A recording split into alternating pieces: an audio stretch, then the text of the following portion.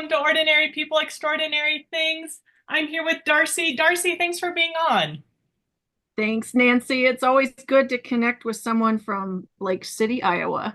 Yes, we come from the same town, so it's just fun to kind of meet again and Mhm. learn each other's story and see what God has been doing in our lives since we were, kind of little. That's right. Well, if someone doesn't know who you are, can you give three words or phrases to describe yourself? Absolutely. Yes, I call myself Iowa's storyteller, and I'm a fifth generation farmer. So that's kind of one cluster of words. And then I've always been an old soul. I have a title of marketing to help people understand what I do. I just say I'm in marketing or writing. But really, sometimes when I pull out another term of chief memory officer, I tell people I'm a CMO, chief memory officer. That seems to resonate with people because I've just always been a history head. I was the little kid listening to the old people talk instead of playing with other kids. And I just, it's so important to know the past, honor the past, and use it as a guide map for the future. But then that also leads to another part of who I am. So the third description would be I am eternally curious. I don't evaluate people based on their educational degrees or their job titles. I look at someone and wonder, how many questions are you asking? And if you're a person who asks a lot of questions and is curious, I know you've got a fertile mind. Hmm. That's good. I can see why we kind of hit it off. We both love history, we both love stories, Right? and just we're doing that in different venues, right? Could you tell Exactly. people where you share your stories? How do you share stories? Yeah, there's two main ways. So I'm actually an ag journalist by trade. So you'll see my stuff in places like Farm News and Iowa Farm Bureau Spokesman. If you don't read things like that, that's okay because the other side of what I do is being an author. So that taps into that whole CMO, Chief Memory Officer side of me. So I've got 8 nonfiction books now. Granted, these focus on Iowa history, but a lot of just fun stories in there. For example, culinary history of Iowa, why we eat what we eat. So just fun stuff that is really has struck a chord, surprisingly, with a large number of people. And then also, I have a Substack. So you can read my blog posts on my Substack column. Oh, okay, So we great. might talk farming, we might talk history, we might talk food. Who knows? All right. Well, we'll link all of that. When you said food, couple things come to mind. I still say supper for, Mhm. 5 o'clock eating time. Yep. And that's a very specific, I think, to the Midwest. Yep. And my kids make fun of me on that. They're like, why do you still call it supper? It's Well, I've been dinner, here for Mom. so long that it would be very hard to switch. But That's the right. other thing, and this is something that because we live in Colorado, if someone's listening and doesn't know, and we live in a suburb of Denver, but I make scotcheroos, Oh, and they are such a hit out here, and it's so funny because that's a very normal thing in Iowa, and uh, but it is very, I think, localized to Iowa, maybe a little bit further out. But is that one of the foods that you talk about in your I story? do. I do. And you know, it's so funny because I wrote a column about this 2 years ago. One of the things I do, I'm a columnist for the Iowa Rural Electric Co-op statewide magazine. And honestly, I had forgotten I'd written about scotcheroos. And just the other day, like last week, a gal emailed me from Northwest Iowa, and she was giving me her take on where she thinks scotcheroos, how they originated, and it's kind of a great debate over whether it was Special K that was used first and then Rice Krispies in Scotcheroos. If you want to talk about religion and politics and get people stirred up, that's one way to do it. But also get people talking about Scotcheroos. Everyone has an opinion here in Iowa about Scotcheroos, and I love it when ambassadors like you take this wonderful treat out to other regions that are not familiar with Scotcheroos. They're fantastic. They So yes, you are. can even read about scotcheroos on my website and blog posts. So Yes. And maybe I'll share my scotcheroo recipe on there, but oh you can't yeah. get mad if it's different than yours. Exactly. They're all good. They're wonderful. They bring people together. What's not to love? Yes, they are delicious. The other one that I was thinking of, and this doesn't have anything to do with what we were talking about, but I just like, oh, Yeah, this is good. fun, is cinnamon rolls with chili. Yes. Yeah, I get asked about that a lot too. Believe it or not, Smithsonian actually contacted me a few years ago. They were doing a story on regional foods, and in that piece, they ended up dubbing me, of all people, the chili and cinnamon rolls expert. Now, I wouldn't call myself an expert, but I have eaten a lot of them through the years, and I distinctly remember, and you and I went to the same high school, different Yep, time periods, but yep. oh my goodness. When I was there, we had the retired farm cooks, and that kitchen, as you know, was down in the basement of this big three-story brick built in 1923 kind of school building. And when I was up on third floor in math class, you could smell those homemade caramel rolls being baked, and that aroma would drift up all that way. And I just couldn't wait for lunch.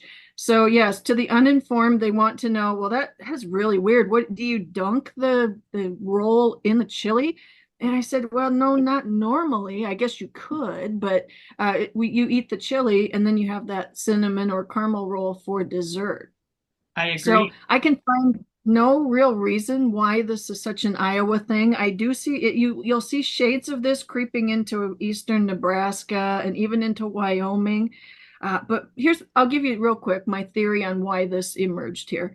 Ooh, So like I mentioned, the old farm school or farm wife, old school cooks that were cooking at these high schools in Iowa back in the day, they were very thrifty, and we had commodities that became available to the schools like beans and ground beef and such things.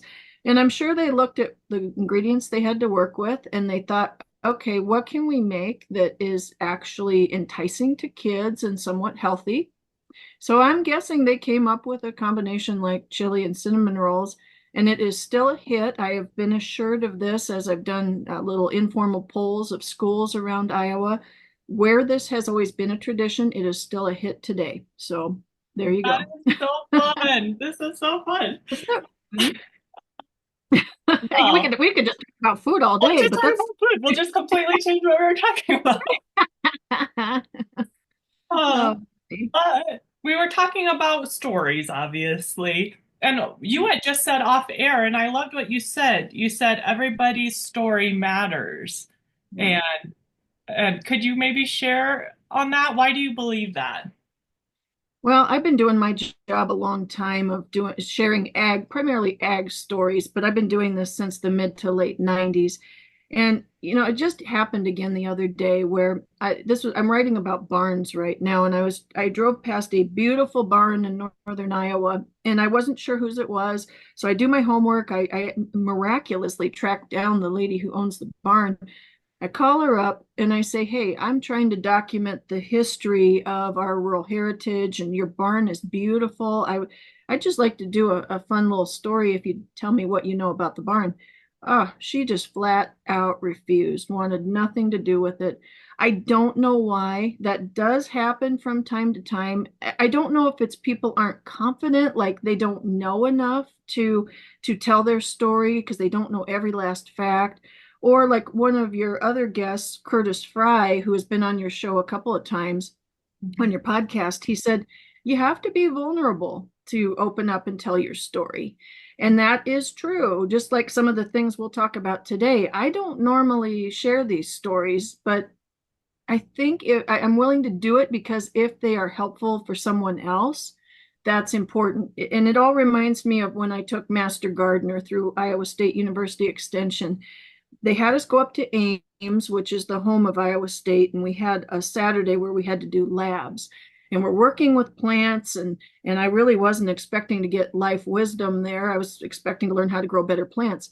But one of the teaching assistants that was teaching us, he was a gentleman from Africa, and he made it real clear, I want all of you to share when you have some knowledge to share with the group, because it would be very wrong for you to withhold that information that could help other people learn. And that always stuck with me, that we all know things that other people don't know. Just because we know it, we just assume everyone else does. That's not true. And it really is wrong if you don't share that with other people. So, yeah, you got to be vulnerable. Yeah, you've got to be brave to share your story, but you don't know who needs to hear that. It's really good. That's really good. And I like how we were talking about Curtis Fry's story. And if you haven't heard it, there's two of them out there. But he has a very distinct, wonderful, amazing, redemptive story of prison to just a life of just loving God and sharing God. And it's so beautiful. And I love it so much. That's why we've done two of them. But I think Mhm. that the somebody might get a little wrapped up in some stories that are really big and think, well, I didn't do that. I don't Mhm. have that story. So then I don't have anything to share. And honestly, that's a little bit how I feel because I was really blessed to grow up in a Christian home and a great home. And I don't have like a lot of these like, whoa, crazy, but in a way that's wonderful, right? That's that's less things to try to overcome, but that doesn't Right. mean that I don't have a story to share. That's right. Exactly. We all have our own unique calling and purpose in the world, and thus we have our own unique stories. So we can't be afraid to share those, especially when someone like you got connected with me. It would be very wrong of me to say, oh, no, Nancy, I just can't help you because I don't have anything to offer. I'm not the expert in a lot of things in life, but I do have life experiences, and hopefully this will resonate with somebody out there. Well, that's a great segue into what are some stories that have impacted you? How have you seen God show up in your life? I'm an interesting person in respect to God, simply because I grew up in a church, my mother was a strong woman of faith, still is, but I was always God's problem child. That's what I call myself. I didn't particularly like church. In fact, I really didn't like church, and I still feel that way to a large extent today. Uh, I feel like I've kind of been running from God a lot of my life. A lot of this is rooted in the church I went to growing up. I just felt excluded. I felt left out. It was a very hurtful experience, and that stuff sticks with you. So that's when I think, well, who am I to share my God story? Because I'm the problem child. I'm not the one that loves going to church. I'm not the one that just, yay, God. I put God first at every turn. I try, but maybe I always felt like, gosh, I really wish someone would speak my language and say, yeah, for a long time in my life, and maybe even today on some level, I reject God, or I'm not comfortable with God. Does God really care? So some of this is coming from a place where I'm still struggling with some of that, but that's okay because I am confident there is a God, the God of the Bible, and he shows up in really unexpected ways. And maybe for a hard head like me, it has to be somewhat dramatic. And I think of the first time that I kind of became aware of this, I was pretty young. It was the mid 1980s, so I was still in grade school. And my grandma Fern lived up in Fort Dodge, Iowa. It's a rough town. Wasn't quite so rough back then, but her house was on a dead end, and there was a ravine down below and another neighborhood below. And unfortunately, at that time, she'd had a couple break-ins at her house. And I remember being terrified because I was only about third grade at this time. And my mom, who's an only child, would go up there when grandma called and said, oh gosh, something bad happened. We better check. I need you up here. We had another break-in. These these guys that would, and I'm assuming they were guys, we don't know who they were, but they ransacked the place. They were slashing open couches and mattresses, looking for money or Lord knows what. But my grandma was tough, and she was definitely a woman of faith. And she continued to live in that house even after about two of those bad breaking and entering and theft experiences. Well, it all came to a head one day on a Saturday morning. My mom came up there to visit her mom and my grandma. I would go with mom. We'd go to visit Grandma Fern every Saturday morning. And on this particular morning, a gentleman had knocked on Grandma's door before we got there. Now remember, Grandma's about 80 years old, maybe early 80s at this point. So she knocks on the door, and this gentleman is out there asking her if she needs any help with lawn care or snow removal or anything like that. And she said, no, nope, I'm fine. And so he left. She closed the door. Well, not all that much time had passed. Here comes another knock at that front door. And she looks out the window. It's that same guy. And she's scared at this point. But she wasn't sure what to do because do I go answer the door? Because he knows I'm home. Is he going to force his way in if I don't answer the door? Or should I try and hide in the house and pretend like I'm not home? Well, she decided, well, he knows I'm here. I'd better just go to the door and see what he wants. So she opened the door and he forced his way in. He wasn't messing around this time. And right there in the hallway, he starts wrestling with her. He gets her down on the floor, gets her pants down, and he's preparing to rape her. She's 80 some years old at this point. This is just unbelievable this even happened. And she obviously can't fight back. She never was a real strong woman. She's a thin lady, small statured, but she just cried out, "Help me, Jesus." And the Like out guy loud, stopped. Yeah, out loud. yeah, out loud. Yep. And I don't know how forcefully she said it. I don't know if it was a yell or a whisper or what, but she said it out loud and he stopped and he left and she was fine. Now, granted, after we arrived and found out what had happened, then you call the cops and we made it clear, Grandma, you're not staying here anymore. And we, in short order, got her moved to an apartment. But it's one of those things, even to a young child's mind, maybe it didn't change my life, but you just realize, oh my gosh, there's no logical reason why that guy would have stopped his attack. He was stronger. He had the upper hand. He could have done whatever he wanted to at that moment. But why did he stop? Why did Help Me Jesus stop? Stop that attack. Yeah.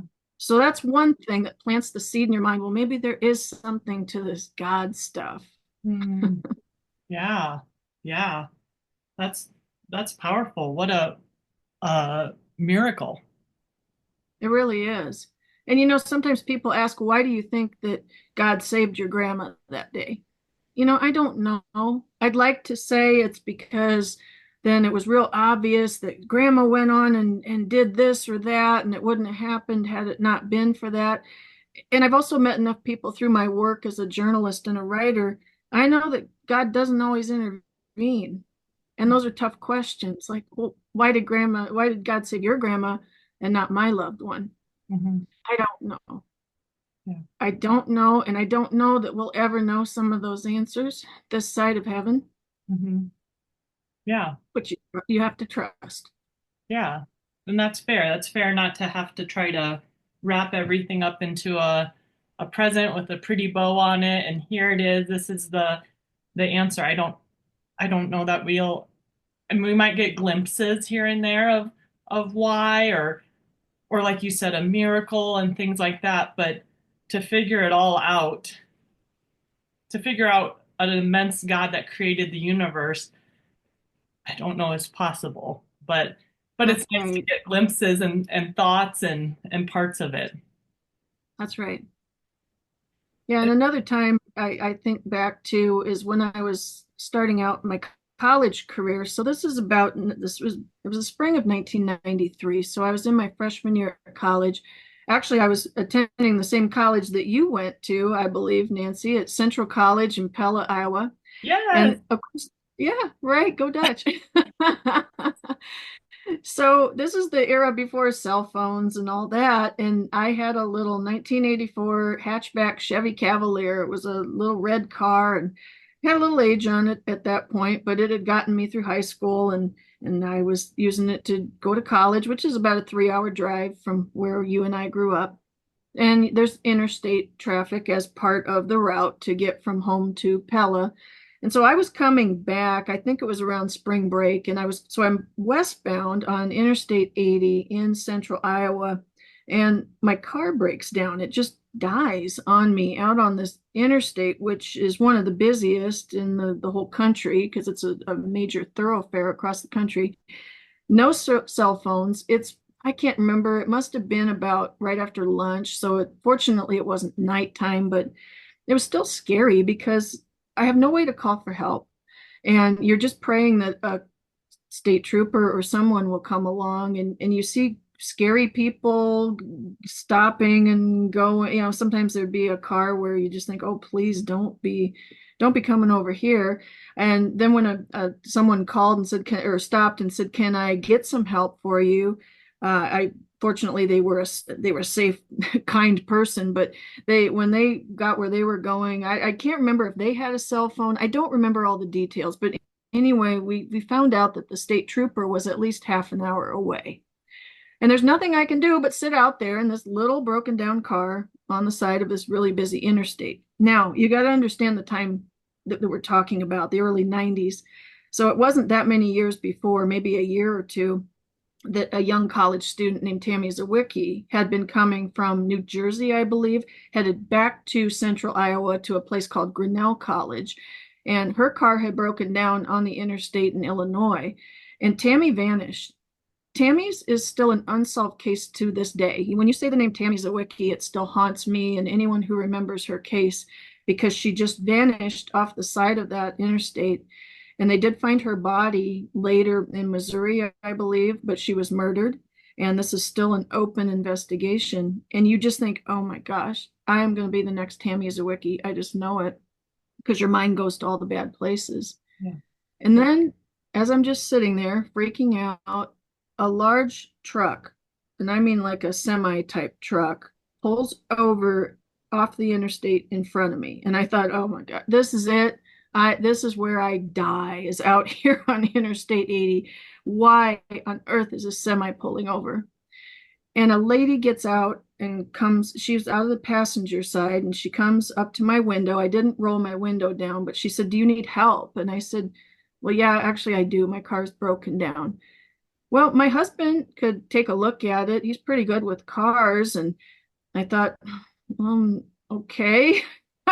All right. So he gets out of the truck, and I pop the hood, and he's looking around under the hood. He said, I don't think there's anything much I can do for you, really, but where are you headed? And remember, I'm still in the car at this point, just talking to him through the window.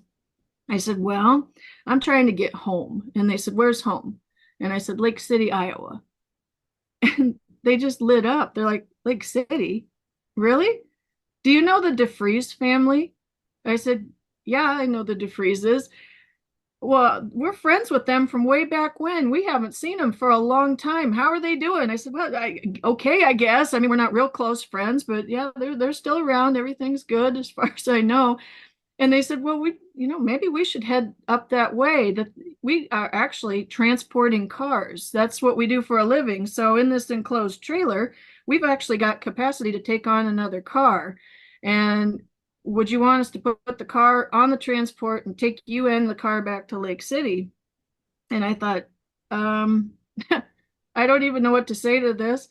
This is too wild to believe, but Nancy, where the town is only about 1,800 people, which probably was the population at that time, you can't make up random stuff like, do you know the DeFrieses? Right. So I thought, oh my gosh, this is something I think I can say yes to this. I think it's okay.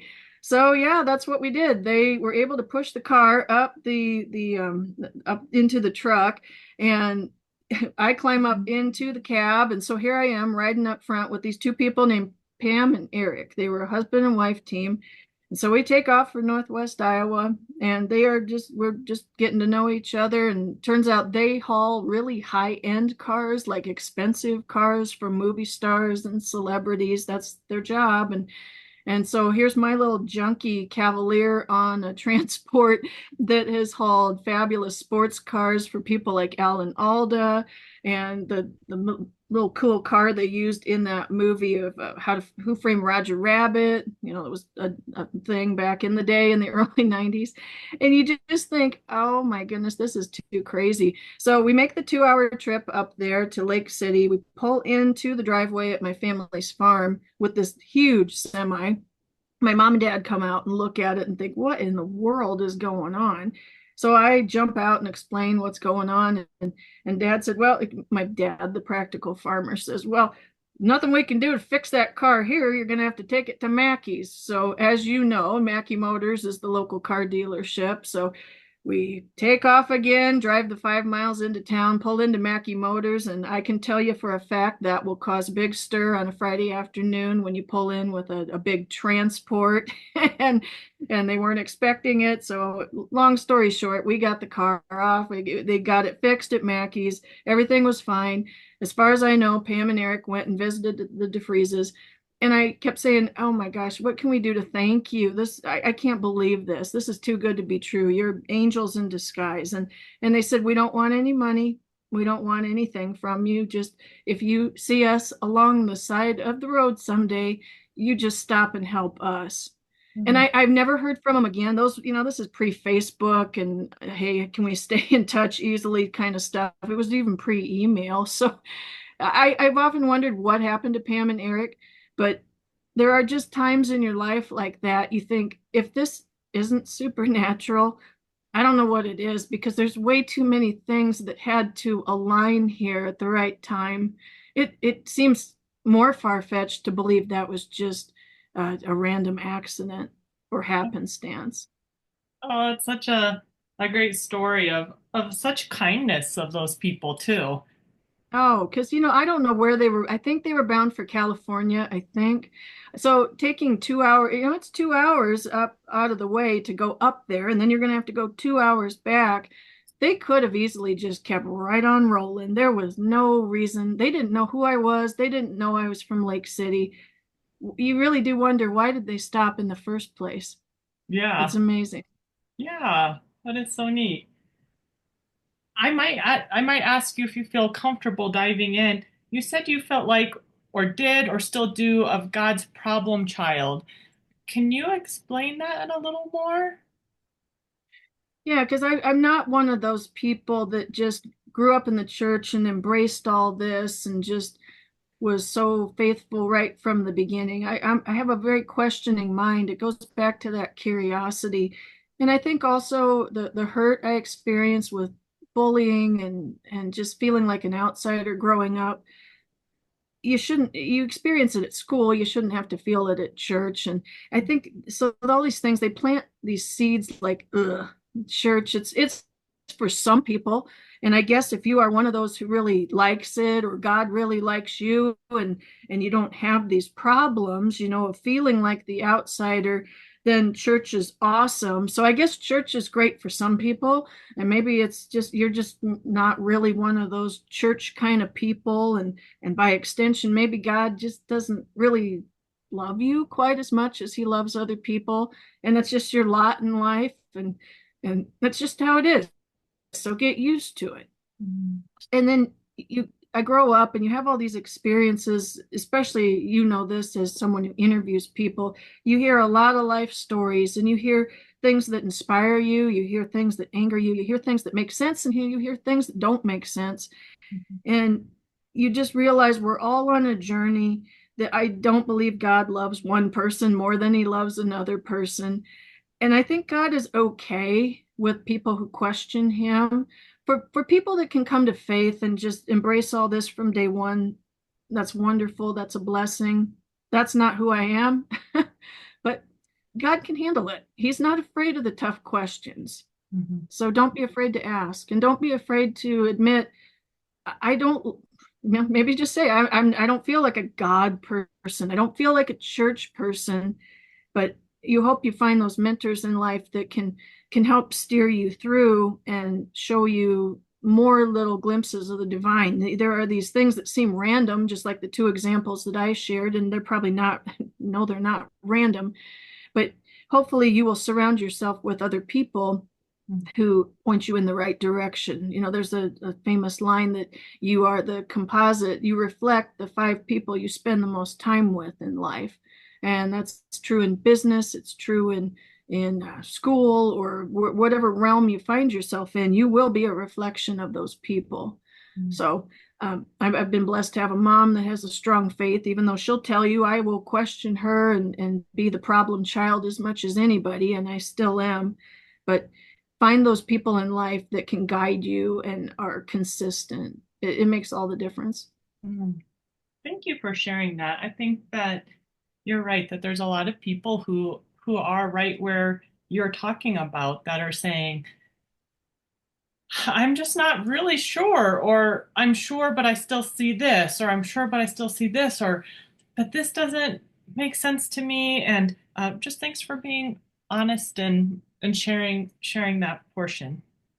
Of course, it's a journey. It's a journey. It's a lifelong journey. Yeah. Are there any other stories that you wanted to share on God's plan for your life? Yeah, I did think of another one. This was something my mom had always prayed for my dad, that he would be saved and make it to heaven. And my dad, I think I take after him a lot of just, church. It's not really my bag. I'll play along if I have to and do the things that a good church person does, but I don't know if I quite believe it. And he was stubborn that way. And my mom had always said, I just, gosh, I pray for him every day. I want to make sure that he goes to heaven. And so oh man, this is going back probably 7, 8 years now. Dad started having some health problems, and the doctors couldn't figure out what was going on. So he was, he's a healthy farmer. He'd been healthy and active his whole life, and suddenly when he was getting up in the morning, he would just not feel right. It was like he was almost in danger of falling down. His blood pressure started having these really wild swings, and gosh, he went to I don't know how many doctors. Nobody could figure it out, but this problem is getting worse and worse. And finally, we had to take him to the medical facility at Iowa City, which is one of the premier ones in the Midwest. And he went to a neurologist, and being the old farmer that he is, when he had to go through some of these nerve tests, they would shock you to see where you had sensation and where you didn't. And it sounded awful. And I said, Dad, what did that feel like? And he said, it feels like running into an electric fence. So, but the test did reveal what we needed to know, which was he had something called multiple system atrophy. And when I first heard about multiple system atrophy, MSA, I thought, oh, thank goodness, at least we have a diagnosis. I had never heard of it before. But then when I started reading about it, I just broke down in tears, and I could not quit bawling, because what it is, it's like Parkinson's on speed. And the reason they call it multiple system atrophy is because it will eventually shut down all your systems. There's nothing you can do to stop it. You won't necessarily die from it exactly, but it will shut down your vital systems, and something will get you at some point, so that there is no coming back from it when you have MSA. And I just never ever dreamed that my strong, active farmer father, would have something like that to deal with. And it's hard on the whole family too, to watch someone slip away piece by piece like that. So ultimately, we kept him at home as long as we could. Mom was a saint that took care of him. But there came a time when, he's a tall guy. He was 6'2", 6'3". When someone loses their ability to move and do basic functions, you just can't take care of them at home anymore. So he went to Shady Oaks Care Center in Lake City. And there was a Lutheran pastor, Paul Furterer. I almost tear up when I say this, because he's the one that saved my dad. And I think back to Pastor Paul. He didn't owe my dad anything. He didn't have to come visit him. My dad wasn't even his parishioner. But Pastor Paul made a point to come see lots of people. And he started talking to my dad because my mom had gone to Pastor Paul's Bible study and she asked him, would you come see Jim? And he did. And he assured us that through some of their conversations, Dad did accept Jesus. Pastor Paul's confident he's in heaven. I really don't like to cry because this is really hard for me. But I think about Pastor Paul. I go to his church now, and I think you didn't have to do any of that. You didn't know us. You didn't owe us anything, and we're not even members of your church. But if that's not love in action, I don't know what is. Hmm. Oh, it's a beautiful story. It's a beautiful story. I think of when you're talking about these three things, besides the one about your grandma, because she was all alone with this man, so Yeah, many of these stories, and maybe you've seen this too, is God really partners with people.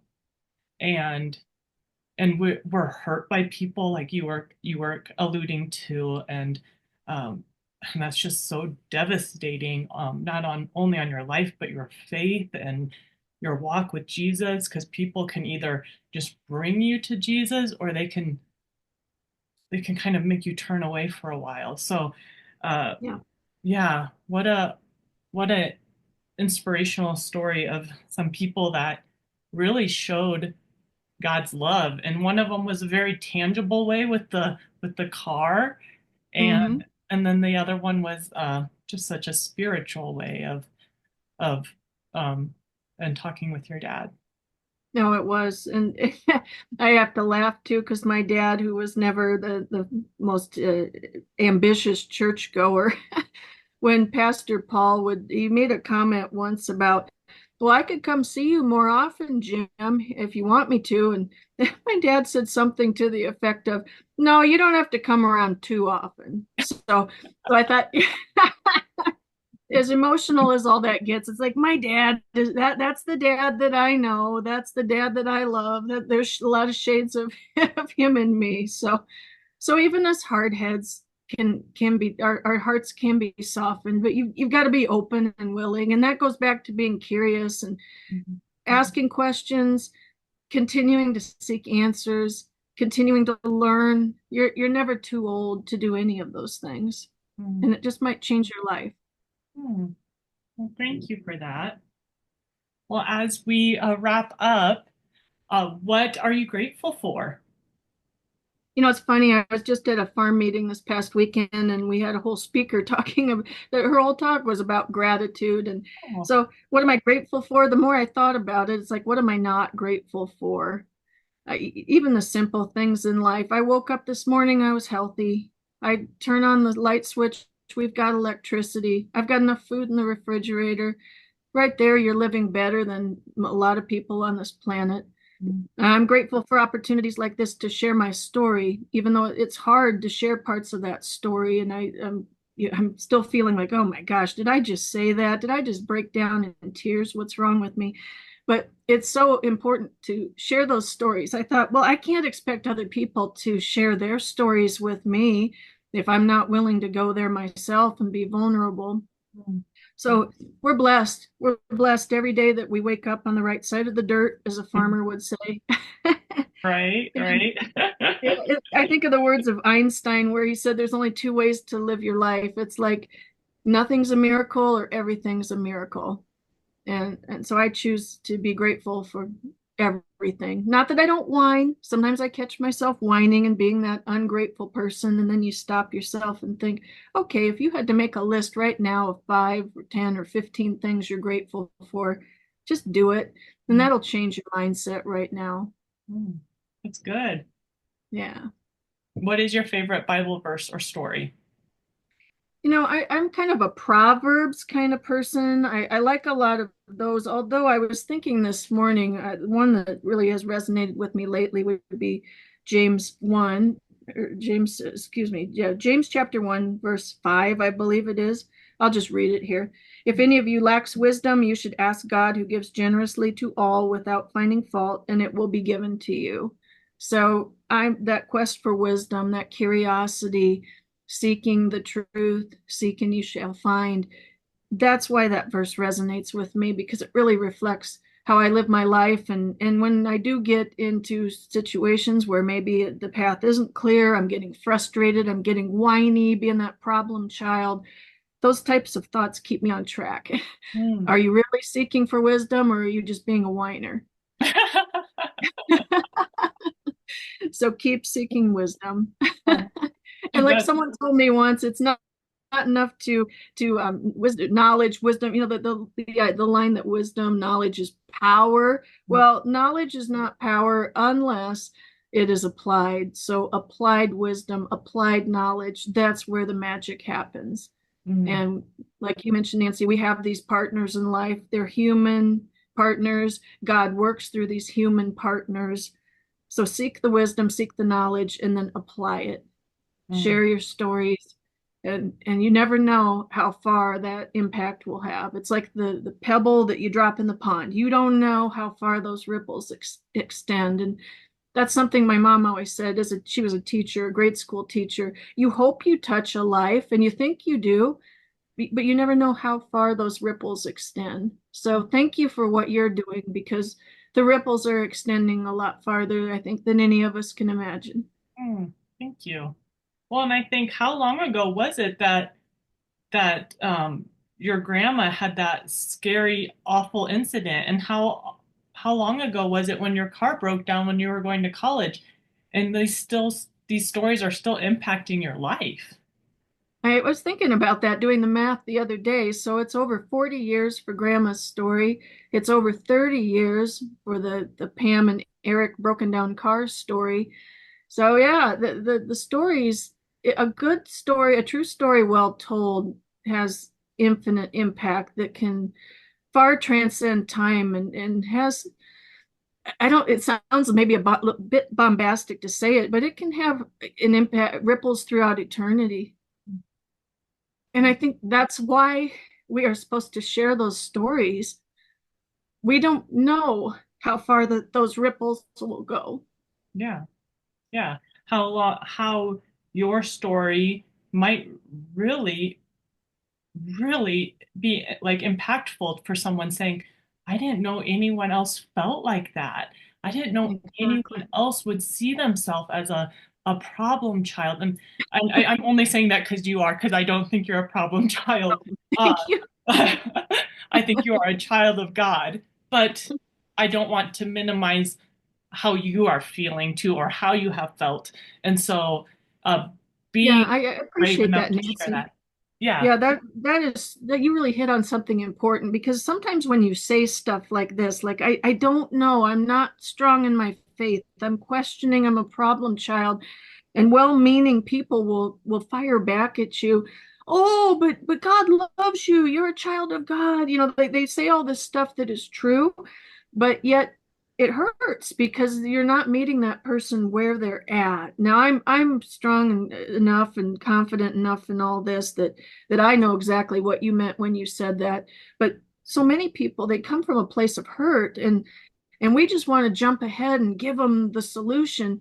Well, they might not be ready to hear that yet. Mhm. So that's where the eternal curiosity, the questioning, just asking people without judgment, tell me your story. How did you get to the point of coming to that conclusion? What are the things that happened in your life that led you there? So you don't ask closed-ended questions where they can say yes or no. You are honestly looking for them to open up and share that. And I'm sure you've seen, Nancy, because you're a great interviewer.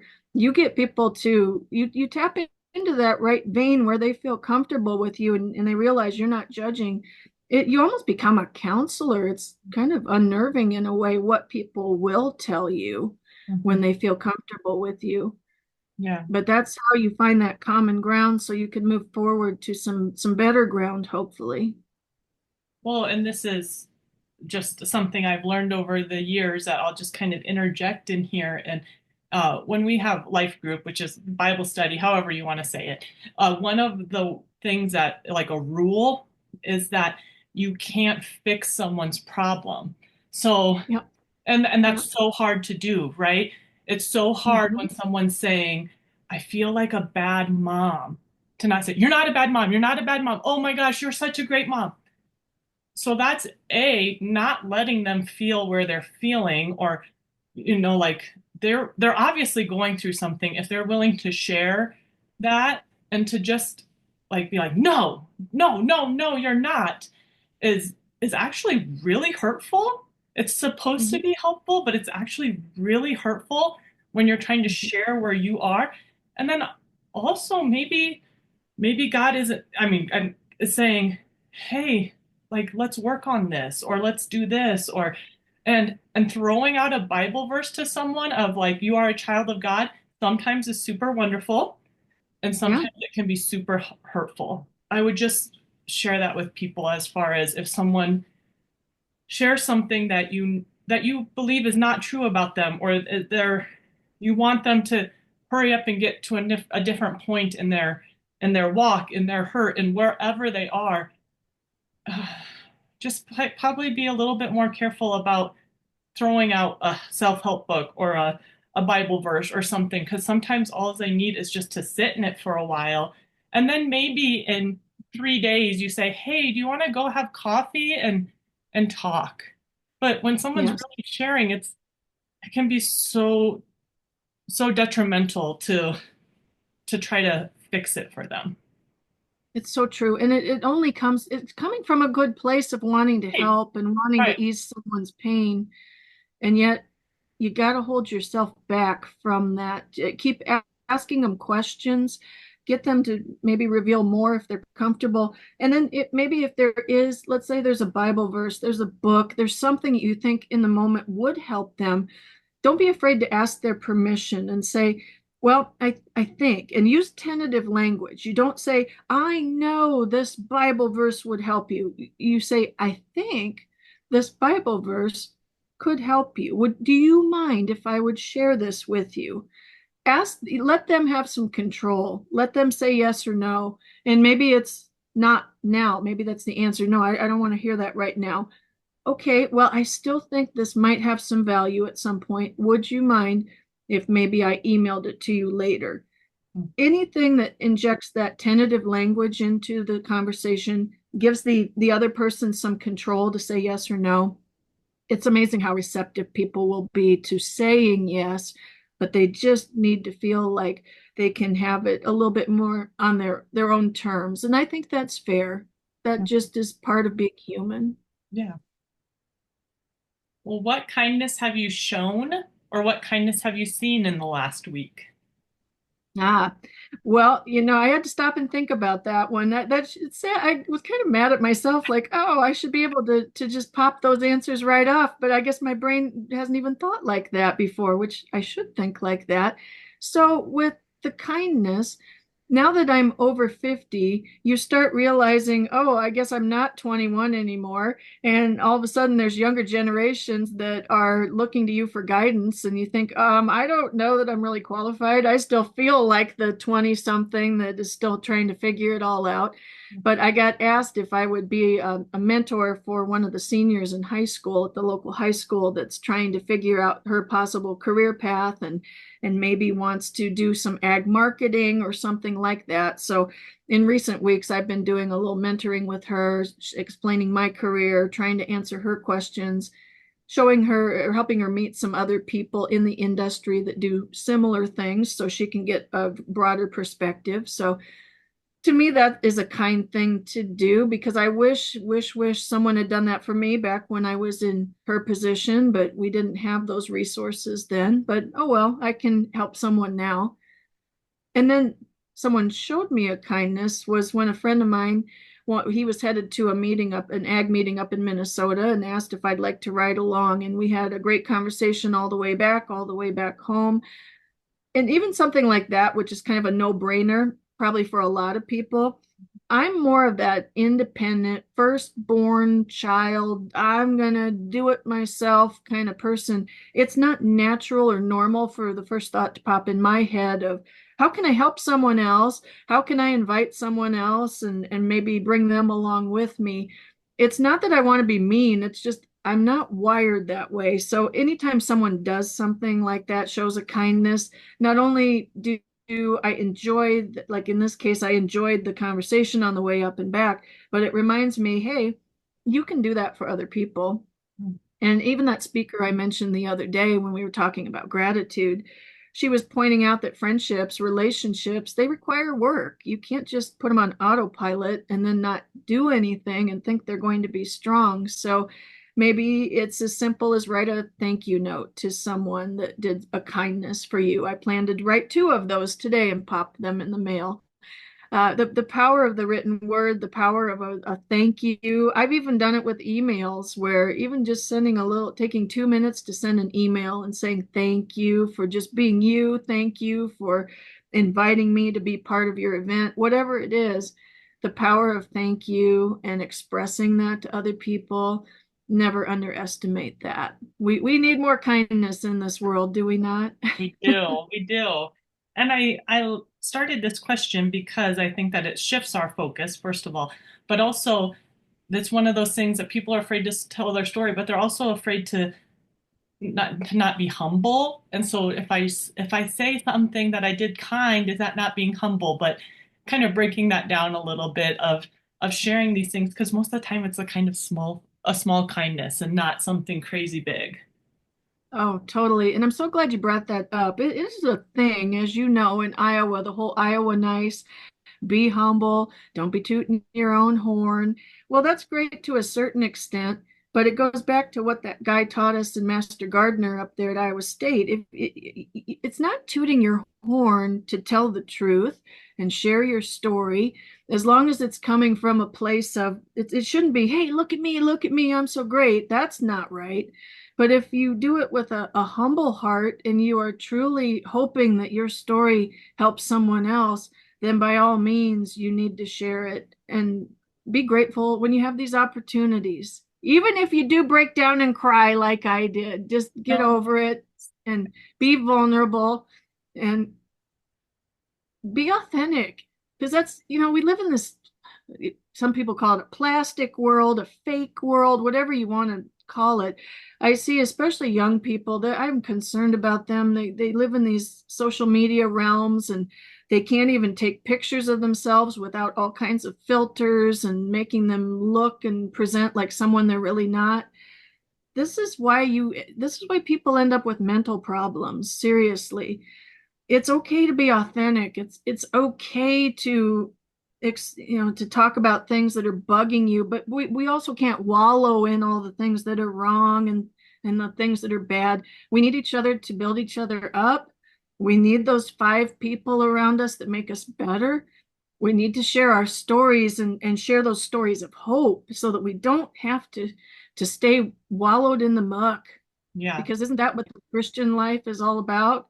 Yep. Redemption, hope. Yep. Building with each other up, right? Yeah.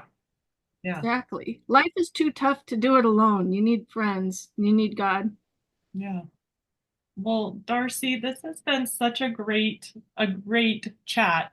And it went in so many different ways than I thought. And I think, God, that's just you. And that's just so wonderful. And I do appreciate you being so vulnerable with so many pieces of your story. And and I'm just praying for the person.